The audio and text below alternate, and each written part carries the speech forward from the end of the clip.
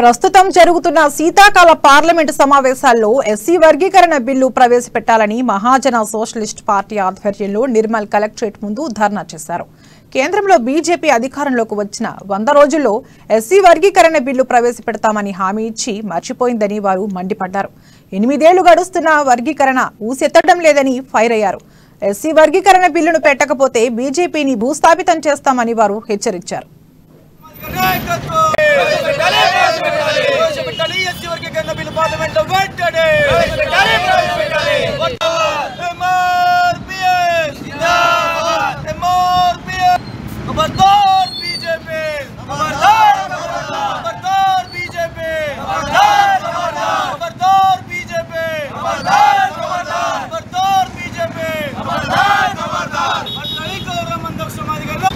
మహాజన socialist party ఆధ్వర్యంలో నేడు collectorate ముందర ధర్నా చేయడం జరుగుతుంది. ముఖ్య ఉద్దేశము గత 25 ఏళ్ల నుంచి 3 దశాబ్దాలుగా ఎస్సీ రిజర్వేషన్ల వర్గీకరణ సాధన కోసం అల్పేని మేము పోరాటం చేస్తూ ఉంటే 100 రోజులు వర్గీకరణ చేస్తామని బీజేపీ పార్టీ మోసం చేసి నేటికి 8 సంవత్సరాలు గడుస్తున్న కాలం నాటికి ఇప్పుడు కూడా వర్గీకరణ బిల్లుని పార్లమెంటు ప్రవేశపెట్టకపోవడము మాదిగలను మాదిగ ఉపకులను మోసం చేసినట్టుగా మేము భావిస్తూ ఉన్నాం.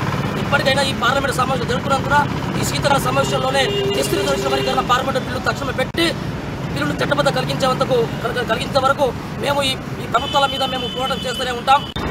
మహాజన సోషలిస్ట్ పార్టీ ఆధ్వర్యంలో నేడు కలెక్టరేట్ ముందర ధర్నా చేయడం జరుగుతుంది. ముఖ్య ఉద్దేశము గత 25 ఏళ్ల నుంచి 3 దశాబ్దాలుగా